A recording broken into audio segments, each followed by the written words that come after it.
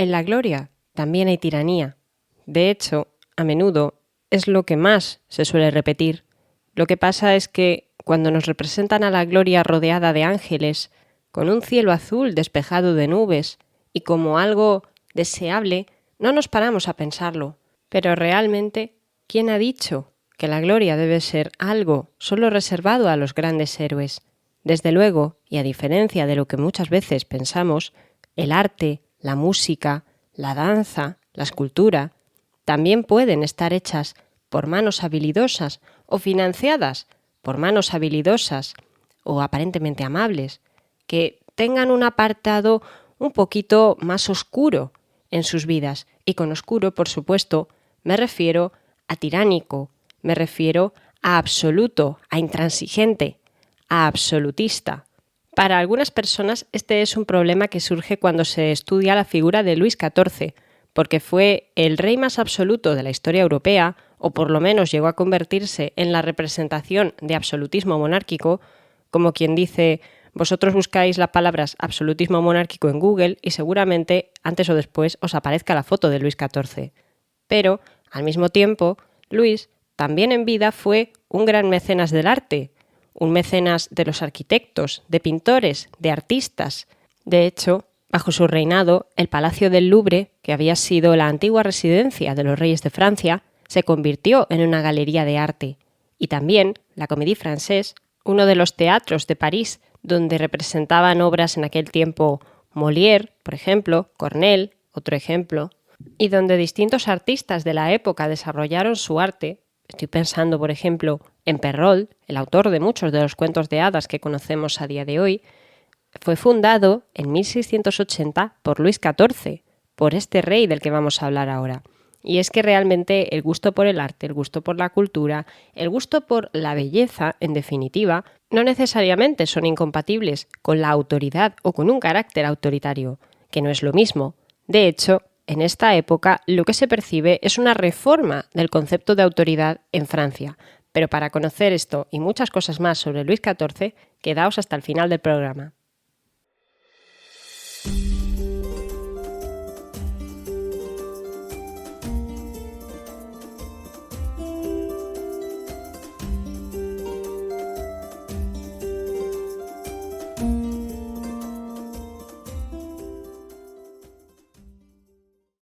Praga, República Checa, otoño de 2016.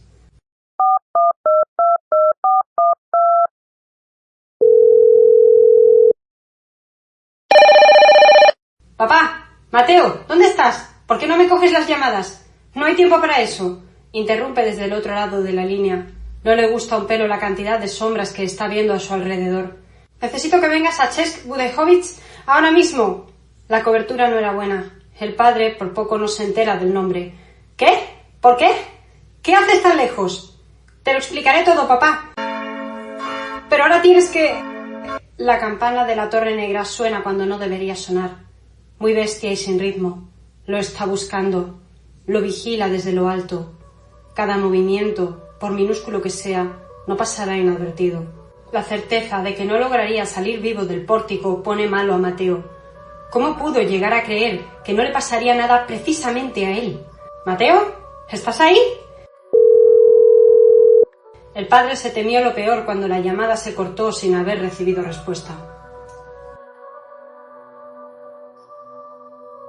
Si quieres saber cómo termina la historia, no te pierdas Las sombras de Praga, ya a la venta en Amazon Kindle y próximamente en físico. Luis de Francia, que llegaría a ser conocido como Luis XIV de la Casa de Borbón, nació en el año 1638, concretamente el 5 de septiembre, siendo el primer hijo en más de 20 años de matrimonio de los reyes de Francia, Luis XIII y Ana de Austria. Su padre era hijo de Enrique IV, el primer Borbón en reinar sobre todo el territorio francés, una rama menor de la dinastía de los Capeto. Me doy cuenta de que os hablo realmente muchísimo sobre Francia. Y por su parte, la reina Ana era una Habsburgo, era una infanta española, hija del rey Felipe III y hermana del por entonces rey Felipe IV de Habsburgo, una mujer que había nacido en Madrid. Un suceso cuanto menos curioso si nos paramos a pensar en que cuando nace Luis XIV se está produciendo en Europa la Guerra de los 30 años, un conflicto que básicamente metió en problemas a buena parte de Europa y que dejó bastante claro, que España y Francia eran enemigos acérrimos, por si acaso antes no nos había quedado claro del todo. De hecho, para tratar de paralizar, de poner fin a las hostilidades que se habían dado durante tanto tiempo, los españoles ya habían acordado 20 años antes el matrimonio de dos princesas con los príncipes español y francés. Hablamos, por supuesto, de su madre Ana, a la que casaron siendo infanta de España con el rey Luis XIII de Francia, y a la tía de Luis, Isabel de Borbón, hermana de Luis XIII, a la que casaron con el rey Felipe IV, de la que llegaría a ser su primera esposa y con la que habría tenido a quien estaba llamado, en un principio, a convertirse en el rey de la corona española de la monarquía hispánica, Baltasar Carlos, un muchacho que, sin embargo, no murió muy joven sin poder llegar a reinar, por lo que no importa mucho en esta historia, pero es porque os quedéis con la idea de que la familia de Luis estaba muy emparentada con la familia española, hasta el punto de que si Baltasar Carlos no hubiese fallecido en el año 1645, unos cuantos años después del nacimiento de Luis, pues habría llegado el momento en el que los reyes de España y de Francia habrían sido primos hermanos. Qué curioso, ¿no? Qué paradójico. Pues todavía se va volviendo más enrevesado. Esto ya es para que conozcamos un poquito más de cerca a la familia de Luis, aunque por supuesto ya os he hablado de ella en alguna otra ocasión. Por ejemplo, cuando hablé sobre Richelieu, que es de quien toca hablar ahora.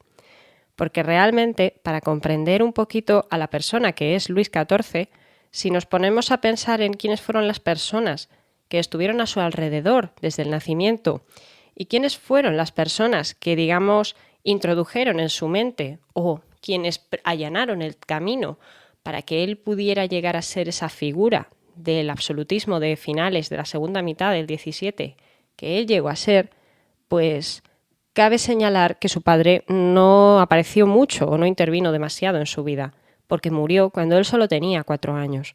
Murió muy pronto.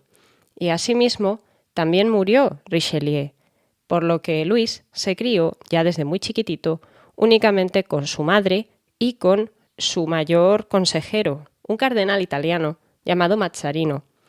Pero aquí sí que quiero haceros un inciso, y es que del mismo modo que Luis XIII murió y no tuvo demasiada relevancia, más allá de, obviamente, dejarle el trono a Luis, a su hijo, sí que es cierto que Richelieu y su sombra siguieron formando parte de la vida de la corte francesa durante mucho tiempo, porque Richelieu, en los años de gobierno de su padre, en los años de servicio a Luis XIII, había llevado a término una política bastante agresiva hacia el exterior, que buscaba por una parte el poderío de Francia, pero por otra parte buscaba el control de sus nobles y de su gente. Como ejemplo, pues no cuesta recordar que a inicios de la Guerra de los 30 años, cuando Francia todavía no estaba metida de lleno en el conflicto, Richelieu buscó apoyar a los que eran parte del bando protestante o incluso llegó a buscar que Suecia se metiera en el conflicto para así hacer un poquito más difícil el trabajo a los católicos, al bando al que pertenecían, por supuesto, los españoles.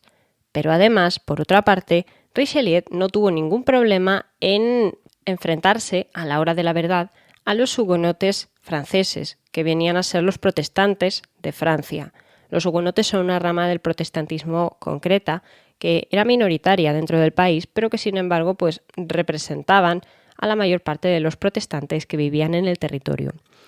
Es un ejemplo para que pues comprendamos que en esta política que comenzó a asentar Richelieu y que sin embargo no era sino un parte, en cierta medida, heredera de lo que habían hecho ya otros reyes en el pasado, os hablé hace tiempo también de la Torre de Nesle y de las aspiraciones que había tenido el rey Felipe IV de Francia para apoderarse o para reunir bajo su mando a la mayor parte de territorios que en Francia aún seguían perteneciendo a otros nobles, o que en su mayoría él consideraba que debían estar bajo la jurisdicción real para que no generasen problemas. Pues bien, en cierta medida, lo que había hecho Richelieu estaba emparentado o ligeramente cercano a esa tendencia a centralizar el poder. Ya habían existido, además, distintos autores, se me viene a la cabeza Jean Bodino en español, que habían teorizado sobre que la forma más eficiente de gobierno era aquella en la que había un rey, aquella en la que el poder estaba centralizado, era lo más eficiente y lo más práctico. Y además era una tendencia que existía en toda Europa. Felipe IV lo había intentado en España y Carlos II de la dinastía Estuardo en Inglaterra también lo había intentado y en su caso con consecuencias fatales porque su cabeza terminó rodando por el suelo. Y ojito que él también tenía algunos autores que le defendían como monarca absoluto. ¿Qué podía pasar en Francia? ¿Qué podía llegar a suceder? El caso es que Richelieu había hecho un trabajo que había sentado un precedente del que además tendría un sucesor. Porque sí, Richelieu y Luis XIII morirían al poquito de nacer Luis XIV, pero Mazarino, como sucesor de Richelieu, se ocuparía de continuar con la política que había llevado su maestro. Pero además de él, también la reina Ana de Austria, la princesa española, madre de Luis XIV, también sería partidaria de concentrar el poder. Hay quienes pueden pensar que es una manera de proteger a su hijo y protegerse a sí misma, porque si no, a fin de cuentas, el reino iba a ser menos estable, porque siempre iba a haber problemas con la nobleza, siempre existiría la posibilidad de que traicionasen al rey e intentaran deponerlo, y nada de eso generaba tranquilidad entre el pueblo tampoco, pero para ellos mismos, sin ir más lejos, no. No obstante, sea como fuere, el caso es que poco a poco, comienzan a seguir acumulando ese poder. Hay una política de continuidad durante la regencia de la reina Ana de Austria. Porque sí, cuando fallece su padre, Luis es solo un niño de 4 o 5 años, por lo que no puede gobernar, y se ocuparán de todo ello el primer ministro Mazarino y la reina. Y qué curioso, ¿no? Una monarquía como la francesa, que era tan rival de España en aquellos tiempos, y los maestros de Luis XIV, aquellos que más cerca tuvo, eran a su madre española y a un cardenal italiano.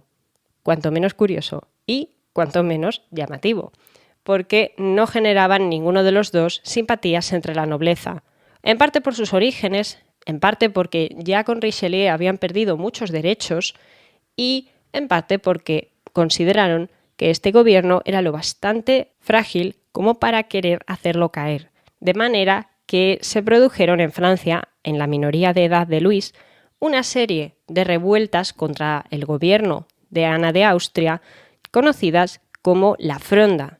Había habido ya frondas antiguamente, al fin y al cabo no eran más que revueltas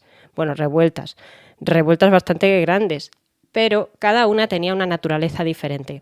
En este caso, una fronda que duró en torno a 5 años más o menos, aproximadamente entre 1648 y 1643, que además constó esta revuelta de 4 fases. La primera considerada la fronda parlamentaria, donde se rebelaron los burgueses y la gente que pertenecía más al tercer estado del Parlamento.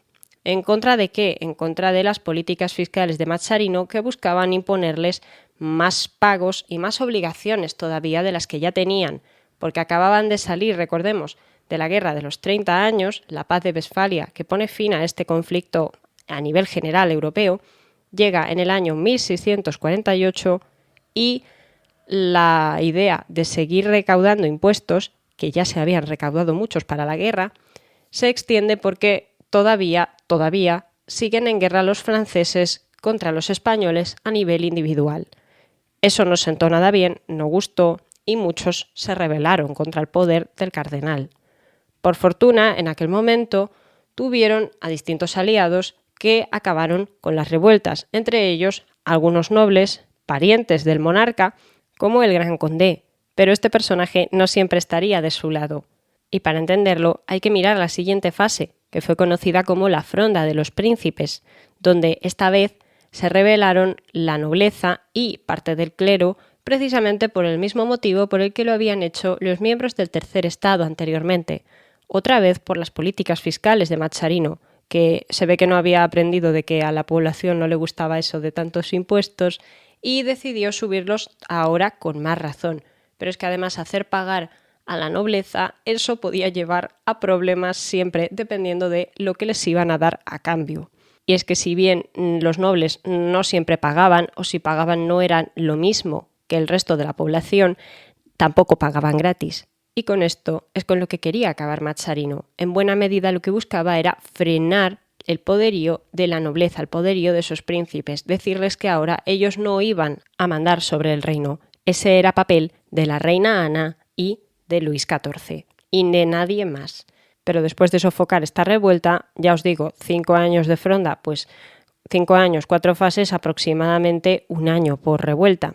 Después de haber acabado con el bando de los príncipes, enviando al ejército real, el ejército que únicamente era del rey, a Lyon para acabar con ellos, pues decidieron, tanto los que habían participado de la fronda parlamentaria, aquellos miembros de la alta burguesía y en parte del tercer estado, y aquellos miembros del bando de los príncipes que todavía no estaban en la cárcel. Os he mencionado antes que el gran conde se dedicó a acabar con la primera revuelta de la fronda parlamentaria. Pues dentro de lo que era la revuelta de los nobles, la fronda de los príncipes, este mismo personaje fue uno de los cabecillas de ella. Y a estas alturas, cuando deciden unir fuerzas los miembros de la burguesía y la nobleza, él está en la cárcel, pues se rebelan de nuevo todos juntos contra Mazzarino. Y en esta ocasión Mazzarino tiene que huir de Francia, tiene que marcharse a Alemania y tienen que enviar fuera al rey. Al rey lo envían junto con su madre a un refugio en un castillo cercano a París. Paradójicamente un castillo que ya se había utilizado en otras ocasiones para albergar a reyes que se marchaban corriendo. Se ve que la reina Ana y su hijo eran un poquito más avispados de lo que habían sido o lo que llegarían a ser los reyes borbones en tiempos de la Revolución Francesa, cuando decidieron que, oye, viendo que todo el país quería ver los muertos, lo mejor era no huir. Y si huías, pues no hacía falta ir de incógnito. Bueno, vamos a decir que en este caso Ana y Luis lo hicieron bien, ¿vale? Pero finalmente, ya cansados de la revuelta, cuando otra vez la consiguen paliar, aparece la cuarta revuelta de la Fronda, la revuelta de Condé. El príncipe, que había estado en la cárcel y que una vez libre, pues se había dedicado a invadir París. Pero todo esto es un poco lío porque él se había ido primero a Flandes, a los Países Bajos españoles, había recibido el apoyo de los españoles para marchar sobre París, se había enfrentado a los parisinos o había ayudado a los duques de Lorena a intentar recuperar el ducado. Fue un follón aquello increíble que terminó con Luis XIV, ahora Luis XIV, asumiendo que tenía que hacer algo. Ahora él ya como un jovencito que, vale, había pasado bastante tiempo, él no llegó a tomar las riendas del poder hasta los 20 años, no porque no hubiese podido antes, sino porque tampoco tenía demasiado interés. Y en esta ocasión es la primera en la que él decide que va a tomar cartas en el asunto, y su idea es llamar a Mazzarino, aquel que estaba en el exilio, traerlo de nuevo a Francia y, ahora sí, entrar él mismo en París y, pues nada, poner orden en la sala, poner orden en el reino. ¿Salió bien? Sí, salió bien y por eso terminó la rebelión de la Fronda. Pero también se dio origen así al gobierno de facto de Luis XIV de Francia, aunque todavía se mantuvo unos añitos más al margen, dejando que Mazzarino se ocupara otra vez de sanear el Estado e intentar poner en orden a sus nobles hasta la muerte de este caballero, de este cardenal, en el año 1661. A partir de entonces, sí, fue Luis quien ya decide ocuparse de gobernar su reino, pero tomando una determinación bastante grande, porque en sus primeros años él va a participar de distintas batallas, va a ir en persona, pero además de eso, también va ya a comenzar su reinado con una idea bastante clara, y es la de que tenía que poner fin a todas las revueltas, tenía que conseguir hacer lo que su madre, su padre, su abuelo, su abuela, Richelieu y Mazzarino habían intentado hacer tantas veces y sin embargo nunca habían llegado a cumplir del todo. Tenía que meter en cintura a la nobleza y acabar con lo que quedaba del antiguo régimen, porque sí, se suele ubicar a la Revolución Francesa como el fin del antiguo régimen, Pero realmente esto no sería del todo correcto, teniendo en cuenta que buena parte del antiguo régimen era la idea de los contrapesos que implicaba tener a la nobleza viviendo cada uno en sus distintas tierras, gobernando sus ducados, sus condados, desde sus propios castillos o villas, y con sus propias huestes. ¿Qué hizo Luis en su época? Acabó con todo eso. Decidió que iba a llevarse a todos a vivir a un mismo lugar, con el único fin de tenerlos controlados. Tal vez no me creáis, pero hay distintas novelas que hablan sobre cómo controlar a los presos, y también libros filosóficos que hablan de lo mismo, y son un poquito aterradores. Por tanto, Luis tenía que hacer que no pareciese un control, tenía que hacer que no les diese miedo. ¿Queréis conocer qué hizo? Seguro que ya tenéis alguna idea en mente. Luis y Mazzarino se prestaban atención, como si fuesen dos perros dispuestos a atacarse mutuamente. Ya se habían cansado de mirar sus propios libros desde hacía un rato, y ahora no sabían muy bien qué decir. Lo que Luis había escuchado decir a los criados estaba fuera de lugar, algo prohibido, asqueroso. ¿Cómo era posible que las dos personas que le habían criado y que siempre habían estado con él para protegerlo, para guiarlo y para ayudarlo en lo moralmente correcto y lo virtuoso, ahora cometieran semejante pecado? ¡Qué asco! Majestad, dijo el cardenal, ¿vais a decir algo? No quería ser el primero en abrir la boca. Luis sencillamente apretó los labios. No era un niño, o ya no se lo consideraba, aunque parece ser que todos los demás le seguían pensando como eso. Os lo preguntaré solo una vez, Eminencia, y por vuestro bien, más os vale ser sincero. Recordad que la mentira es pecado. Sea, insistió Mazzarino. Hablad, Luis, ¿qué queréis decir? El rey se mantuvo quieto, se puso serio, trataba de imitar a los retratos de sus antepasados. ¿Amáis a mi madre, Eminencia? Mazzarino no pudo responder. Podía decir cualquier cosa, menos eso. Responded, Eminencia, ordenó Luis. Daos prisa, no tengo todo el día. Mazzarino apretó las manos. No podía hacerlo. Algún día, Majestad, aprenderéis que hay juramentos que no se pueden romper. ¿Acaso cuenta más la promesa que le hicisteis a mi madre? Insistió Luis, furioso, molesto. Mazzarino asintió, apesadumbrado. Deberíais ir a hablar con vuestra madre. Y el cardenal se tuvo que aguantar las ganas de pronunciar su nombre, Doña Ana.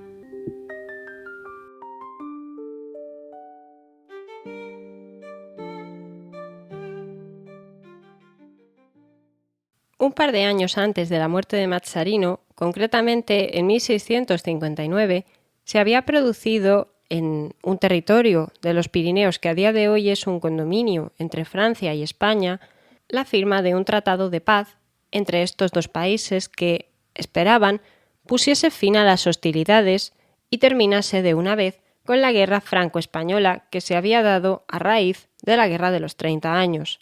Por supuesto, fue un pacto que se pretendía que aguantase, también un pacto del que muchos dudaban que fuese a durar de verdad, aunque quienes más lo deseaban eran el rey de España, el entonces Felipe IV, y la madre de Luis XIV. Ana de Austria, al final, era la hermana del rey español y no podían evitar tenerse cariño mutuo. De hecho, se sabe que toda su vida ellos habían intercambiado muchas cartas. Ana había sido la hermana mayor, y ya sabemos cómo suelen ser las relaciones entre hermanos cuando son pequeños. Ella le cuidaba a él y al revés mutuamente. Siempre se quisieron mucho, y en este pacto pusieron todas sus esperanzas, más que nada porque vale. Tal vez ahora digamos, si se querían tanto, ¿por qué tenían esa guerra montada entre ellos? Pero es que Ana no fue quien decidió la guerra, sino su marido y Richelieu concretamente, que Luis XIII tampoco es que hubiese sido un rey que se destaque por su iniciativa personal.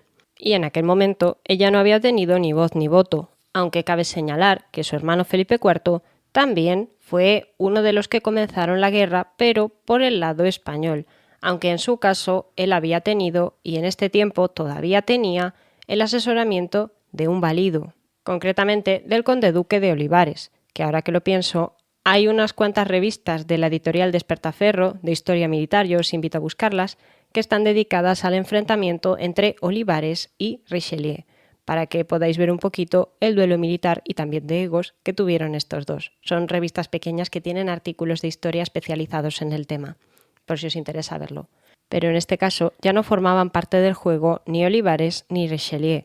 Ahora, en vez de ellos, estaban reunidos en los Pirineos para la firma de un tratado el rey español, su hermana, la regente de Francia, Mazarino, también estaba Luis, también estaba la hija del rey español, María Teresa, que además era hija de Isabel de Borbón, por tanto, prima hermana de Luis, y también estaban, entre otros, el mismísimo Diego de Velázquez, que estaba allí como uno de los encargados de acompañar a la infanta. Porque parte de este tratado era el matrimonio entre el heredero a la corona, el ya rey de Francia, y la princesa española. María Teresa sería una reina aceptable para ellos. Seguramente cuentan que Ana la quería mucho porque al fin de cuentas era española como ella, era su sobrina y le recordaba a su tierra y ayudaba a que mantuviesen un poquito la línea española en cierta manera. Se sabe a día de hoy que Luis XIV hablaba español, no en vano, vamos a decirlo, y es un idioma que mantuvo a lo largo de su vida.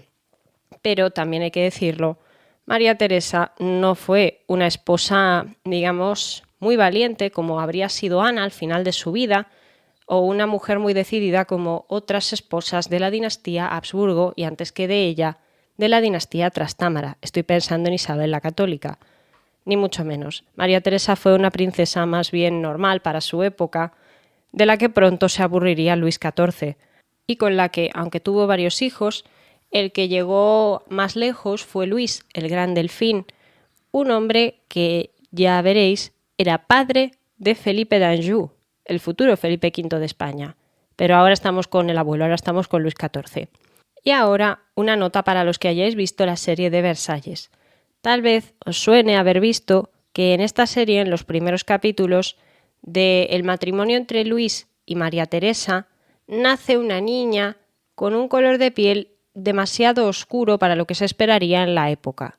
Y ante esto simplemente comentar que es bastante poco probable a la hora de la verdad que María Teresa le fuese infiel a Luis XIV y sobre todo, más complicado todavía, que le fuese infiel con algún pigmeo de raza africana que tuviese a su servicio. Se sabe que había pigmeos en aquella época en Francia y que muchas mujeres nobles los pusieron de moda y que la reina tenía, pero la idea de que la reina hubiese sido infiel al rey con uno de estos muchachos es bastante difícil o complicada, teniendo en cuenta que María Teresa estuvo sometida a vigilancia en París por distintas vías todo el tiempo desde que llegó.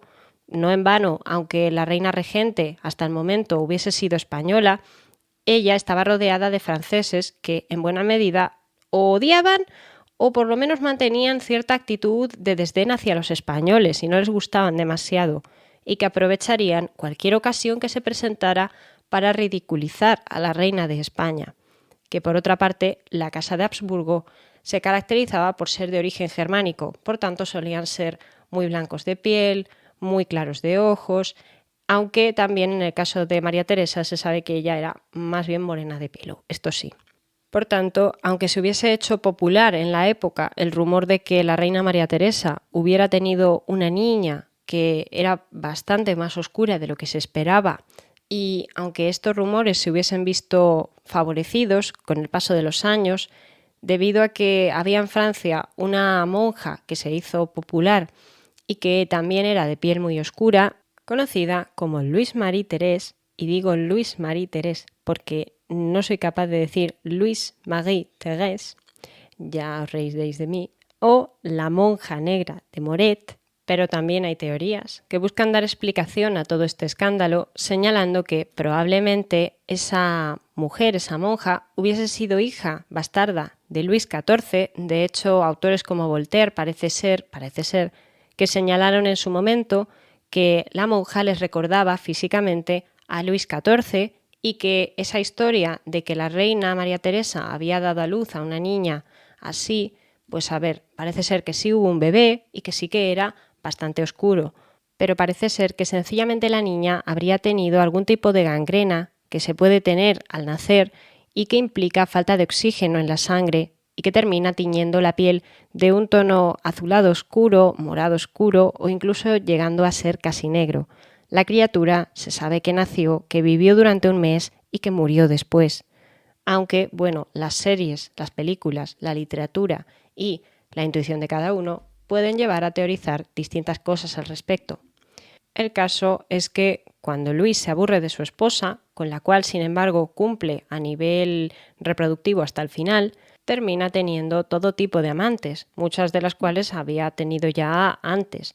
Hablamos, por ejemplo, de la señora de la Vallière, con la cual Luis llegó a tener un par de hijos, pero también destacarían pues Madame de Montespan, por ejemplo, con la cual también tuvo un montón de hijos y de quien se rumorea habría llegado a desear, a aspirar a, en caso de que le ocurriese algo a la reina, convertirse en reina de Francia o en esposa del rey.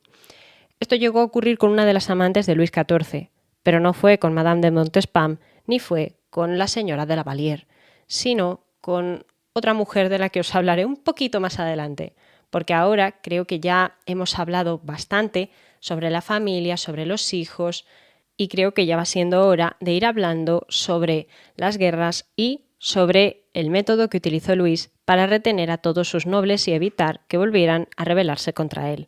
Por supuesto, hablamos de Versalles, el gran palacio que mandó construir y cuya construcción duró 20 años, construcción y ampliación, en un antiguo pabellón de caza que tendría su padre en una zona pantanosa, lo que quiere decir que debía de haber una cantidad de mosquitos importante.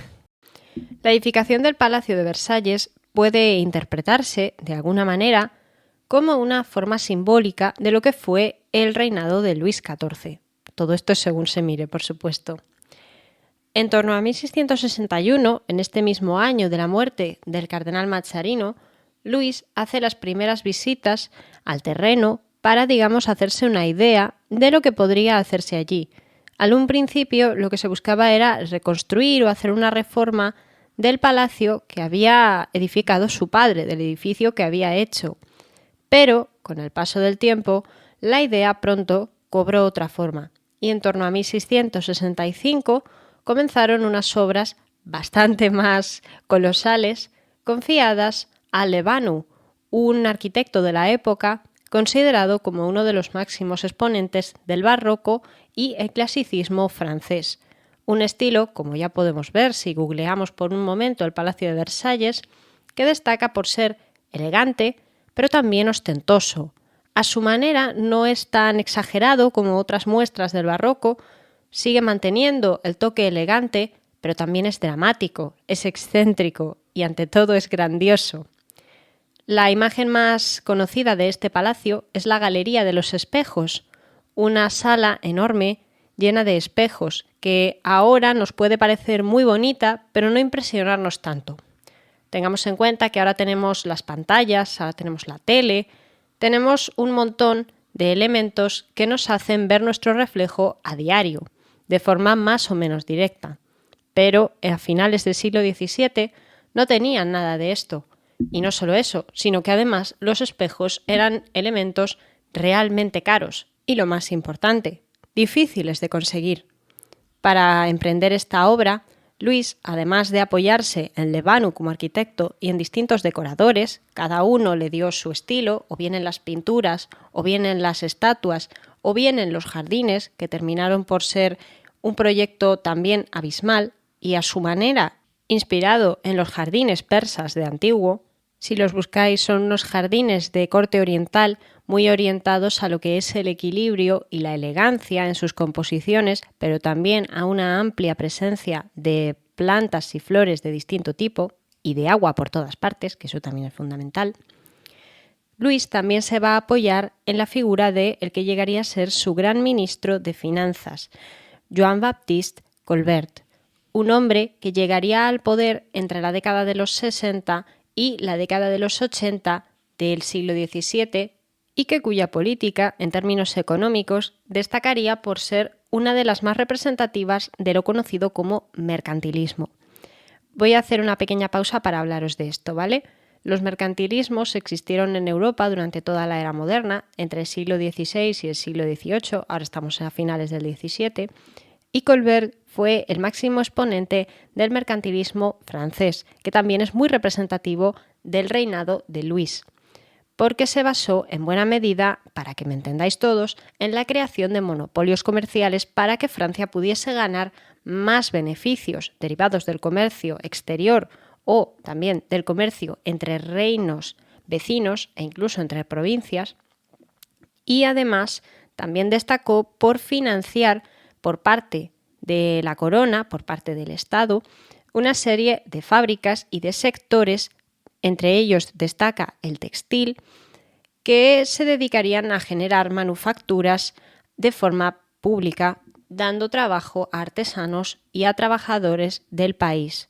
La idea de todo esto es una de las que residen en una de las corrientes del mercantilismo clásico, y es que interpretaban el comercio como un juego de suma cero, un juego donde para que unos ganen tienen que perder los otros. No conciben el comercio como algo de lo que pueden beneficiarse dos tierras, y en el caso de que lo lleguen a concebir como eso, tampoco es lo que buscan. Colbert sirvió muy bien a Luis porque lo que buscaban era la grandeza de Francia, el reforzamiento, no sé si esa palabra existe, de Francia, y en definitiva que el país saliese ganando a nivel económico. Luis quería convertir a Francia en una potencia a nivel europeo. Ya lo había comenzado a hacer Richelieu y ya lo había comenzado a hacer su padre y su abuelo antes, pero él quería completar esa tarea y de hecho lo conseguiría. Y dentro de lo que es Versalles como un símbolo y como el elemento más conocido de su reinado, Colbert tuvo bastante que ver, porque a fin de cuentas era él quien gestionaba los recursos de la caja, de las arcas del Estado, de las arcas de la realeza, y quien, pues de alguna manera, o bien le recomendó un nuevo arquitecto cuando Levanu falleció para hacer más ampliaciones del palacio, o bien le consiguió más financiación, tanto para su palacio como para sus guerras. Colbert, además, fue un hombre de confianza en términos de lo que se refería al cobro de impuestos de la nobleza también. Y aquí es cuando os explico lo que hacía la nobleza en Versalles.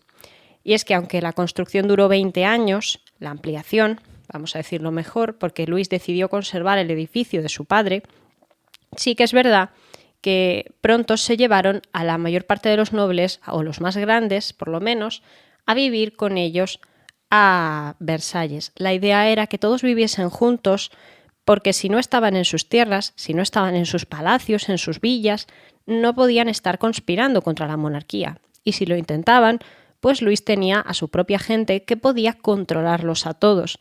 Se trataba, a su manera, de una forma de vigilancia que, sin embargo, no estaba basada en el dolor, sino en el placer, porque Luis, además de tenerlos viviendo juntos, Versalles llegó a albergarse cuenta que a más de 10.000 personas, entre nobles y entre sirvientes, porque tenían que tener personal para todos, Luis también va a diseñarles programas de divertimento que les permitan entretenerse todos los días, con fiestas, con juegos, con representaciones teatrales, con bailes, con espectáculos pirotécnicos, con cualquier cosa que hiciese falta. Incluso en esta época es cuando comienza a asentarse el estilo de decoración conocido como el Luis XIV, muy potenciado por sus decoradores, pero también cuando comienza la etapa de despiporre, vamos a llamarlo así, que llegó a tener lugar en Versalles y de la que siempre se ha acusado mucho a María Antonieta. Pero sin embargo, todo esto comenzó en época de Luis.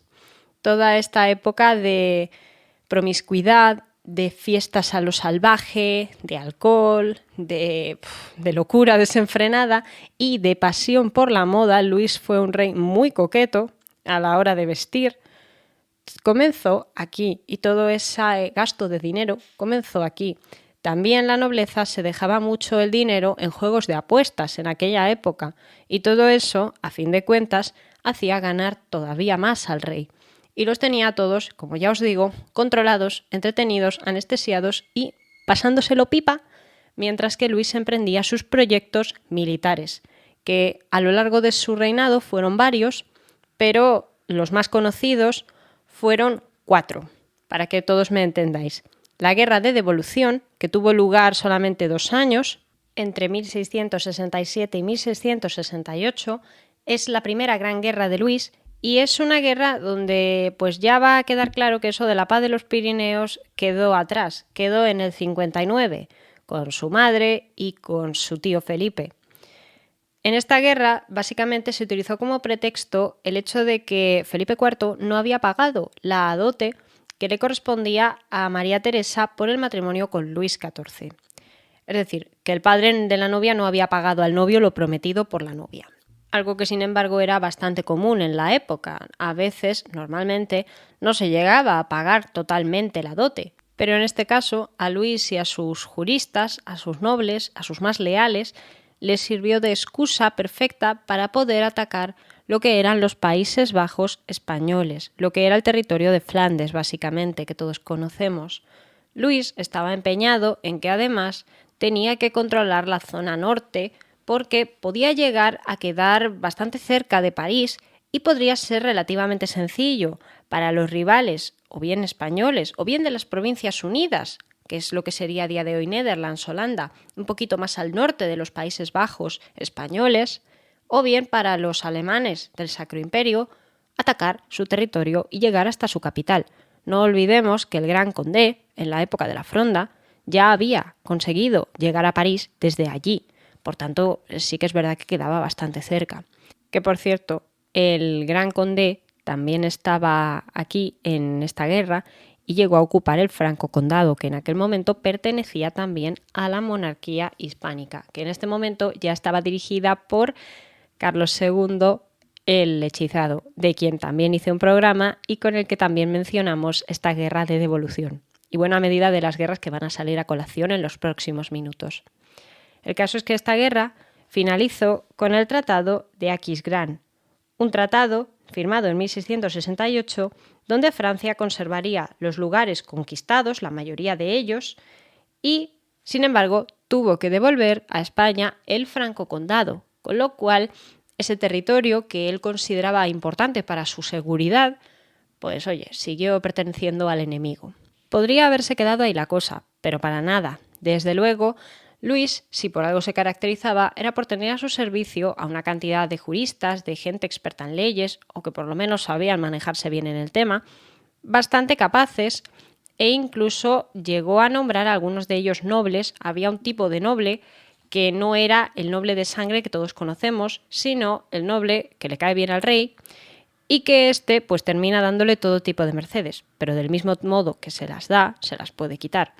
Y Luis se valió de todo este tipo de herramientas para mantener a la gente a su favor, para rodearse de gente que podía encontrar vacíos legales en todos los tratados, contratos y historias, básicamente, para así encontrar el modo de justificar la guerra y la expansión de Francia hacia territorios que pertenecían a las potencias vecinas.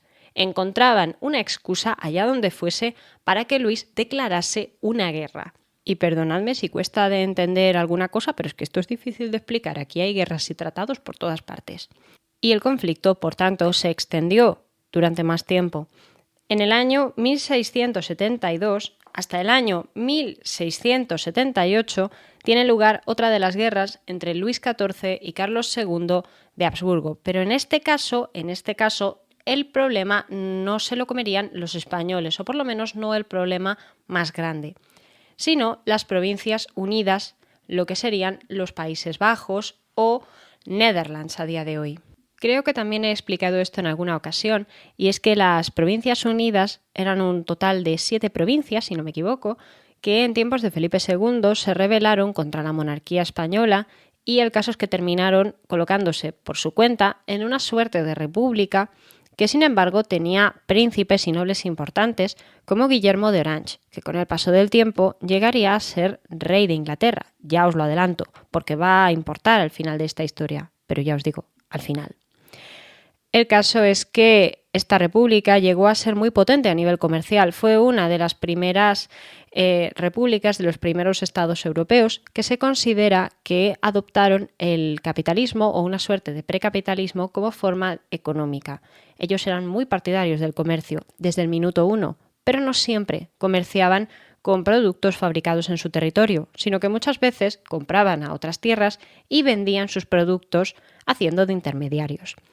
Y también hacían de banqueros. En Ámsterdam, de hecho, con el tiempo llegó a desarrollarse una banca bastante potente. El tema estaba en que todo esto molestaba bastante tanto a Luis XIV como a su ministro Colbert, que pues era un poco su política la antítesis del sistema de los holandeses y los consideraba casi como una suerte de intrusos en el mercado. Y la idea que tuvo Luis XIV era enfrentarse a ellos.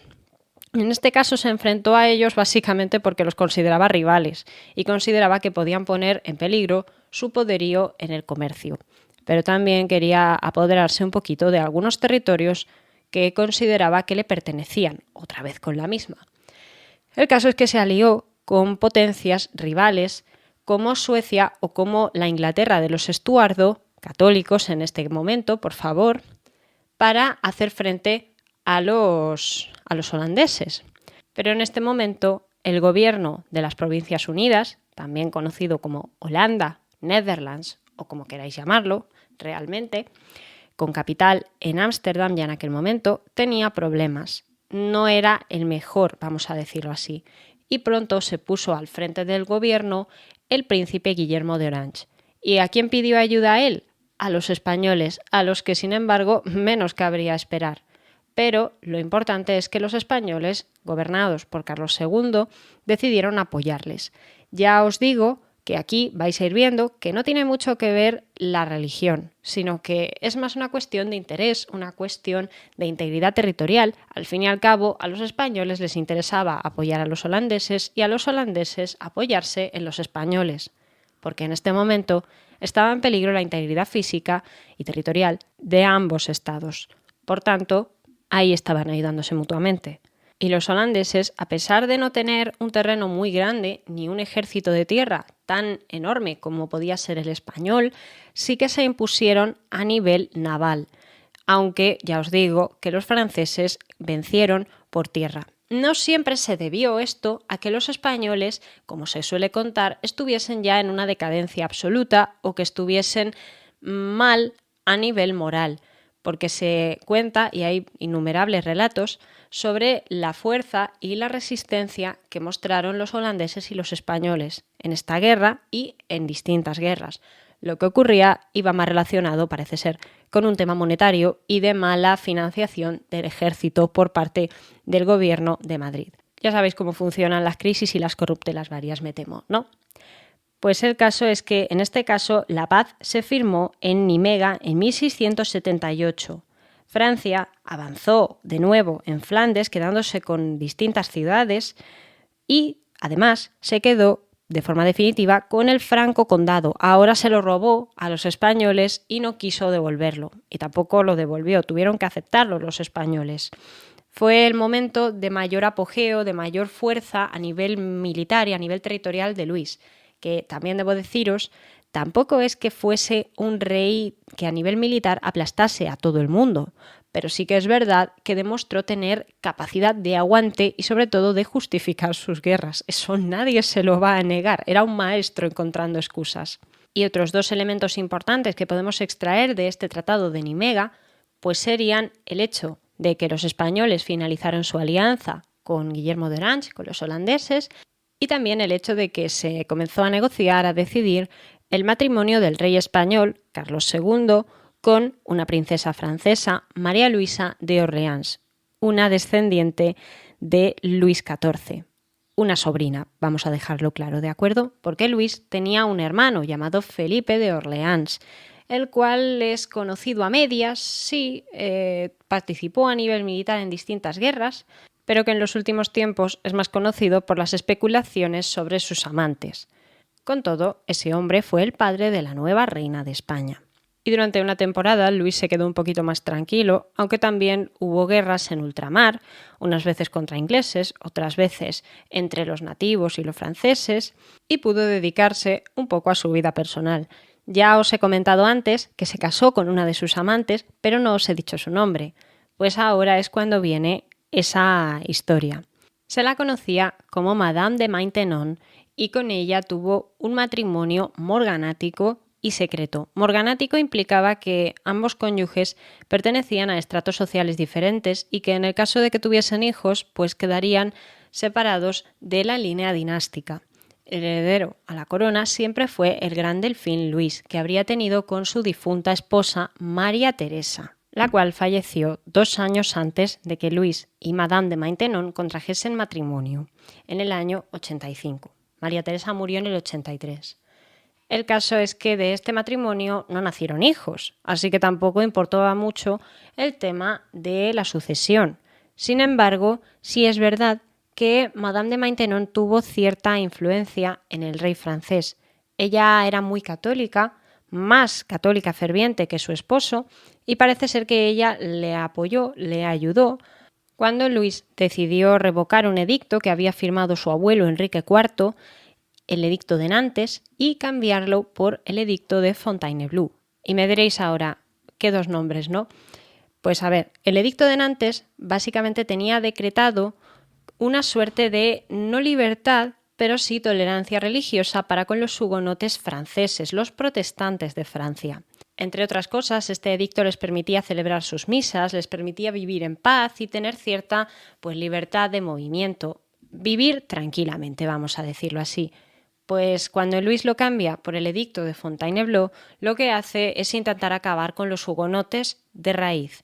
Vamos a resumir en que les quita el derecho a celebrar sus misas, a muchos los expulsa del país, de hecho hubo una huida bastante grande hacia países de mayoría protestante, huyeron a Inglaterra, huyeron a zonas del Sacro Imperio, algunos huyeron a zonas de Saboya, depende de cada uno, pero el caso es que se marchó mucha gente y Luis fue implacable con todos ellos, pues el edicto de Fontainebleau, al fin de cuentas, lo que buscaba era la conversión de todos ellos al catolicismo, fuese de forma voluntaria o no tan voluntaria. Vamos a dejarlo ahí, si os parece.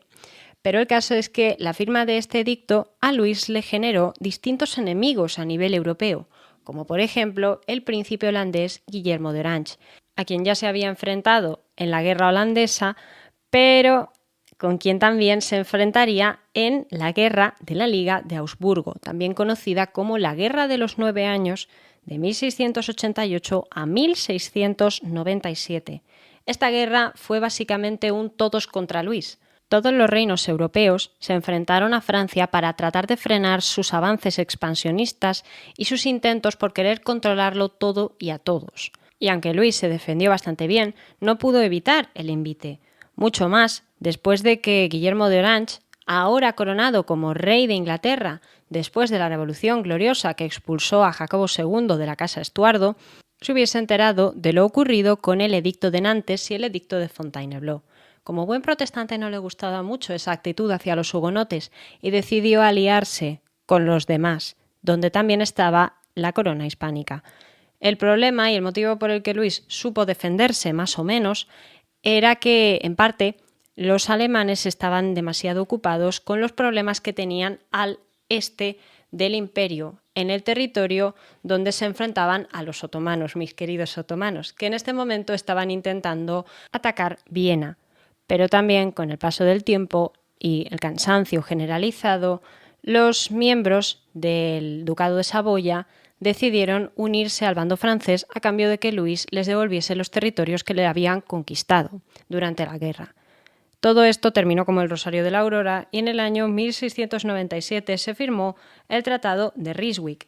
Francia devolvió Luxemburgo, que también lo consideraba un territorio que él debía de controlar, también devolvió Friburgo y devolvió el Ducado de Lorena, pero decidió conservar otros territorios como Estrasburgo. Por tanto, quedaron en tablas más o menos, aunque quedó claro que Luis, si bien era una potencia importante y en aquel momento se coronó como la primera potencia de Europa, no era tan fuerte o tan capaz a nivel militar como otros pensaban. De hecho, de esta época es cuando destacan las fortificaciones de Vauban, un mariscal de campo francés que en tiempos de Luis comenzó a diseñar planes de ataque, escribió varios tratados, pero también planes sobre cómo fortificar y proteger las ciudades, las ciudadelas y los bastiones militares. Algunas de sus construcciones todavía están en la zona que era la frontera con el Rin, por ejemplo, en el norte, o también al este de Francia.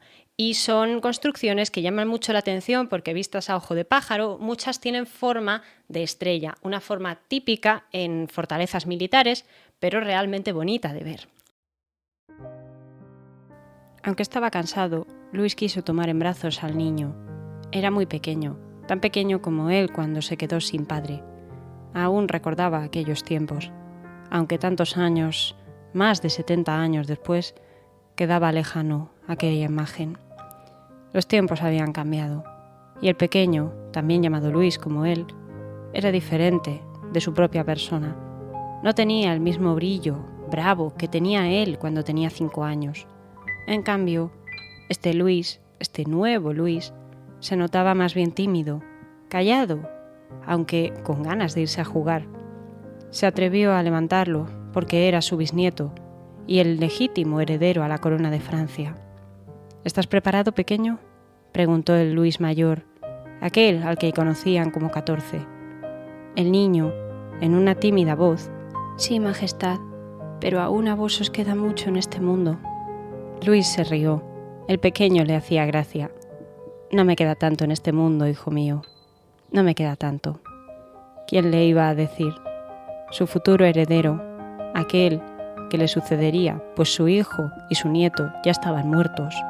Sería también conocido como Luis, pero Luis XV de Francia. ¿Quién sabe cuántos reyes llamados Luis podría dar el trono de Francia después de ellos dos?